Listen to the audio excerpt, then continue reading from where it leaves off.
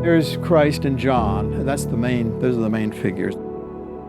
The others are just caught in the whole thing of people undressing, and basically death, though, undresses us. But I had a friend come in, Joey Tomasoni, and he started talking about baptism. So I've changed the title to May Death So Soon Disrobe Us All, because we must die in order to find our life in Christ. If I'm a painter and that's what my identity is, then when I'm old and I can't paint anymore, who am I? But I'm a child of God forever, not because of anything I've done, but because of what He's done.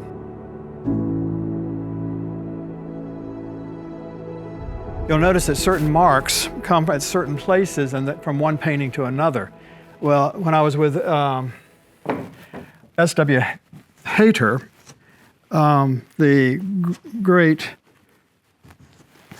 printmaker and engraver of the 20th century, possibly, Picasso and everybody went to study with him.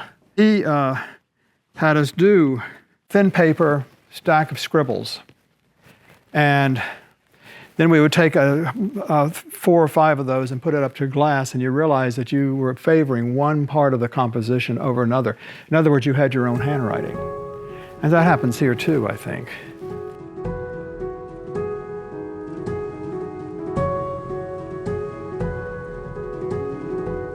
Early on, I was using abstract expressionism for the metaphor of other kind of reality breaking into ours.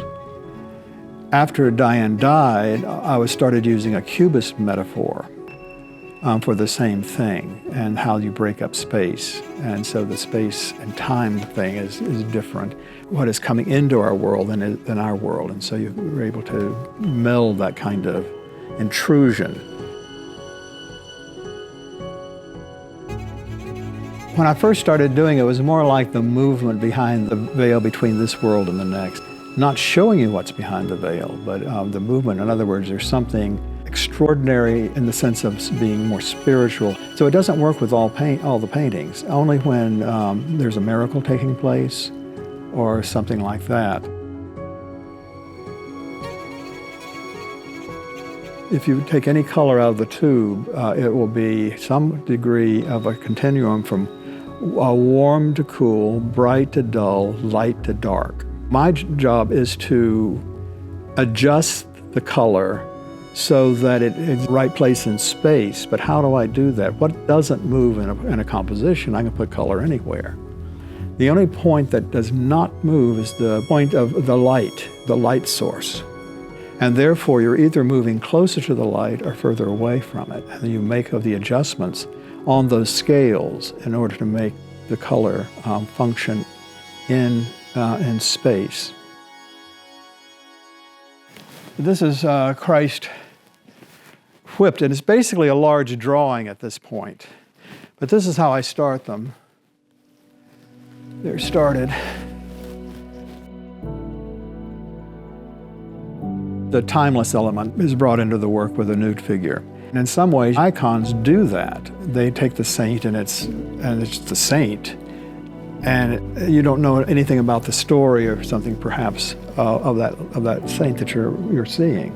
For me, I think that it's important to know the story, and I think the nudity helps me to bridge the gap between the two. Also, I think there's a shock figure element that makes you have to rethink the biblical story.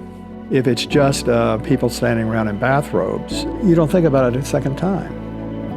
But if you're confronted with your own physicality, looking at the work, I think there's a possibility that you would know more about what it is to be human and more about your humanity. This is 04, and of course, this is what I'm working on now, the same subject. This is the Ascension. This is the angel appearing to Joseph. This is the departure of the prodigal.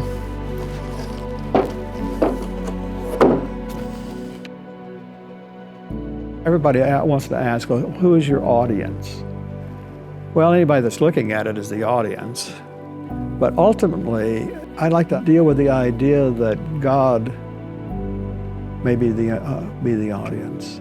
And he just takes delight in seeing what his creation is thinking.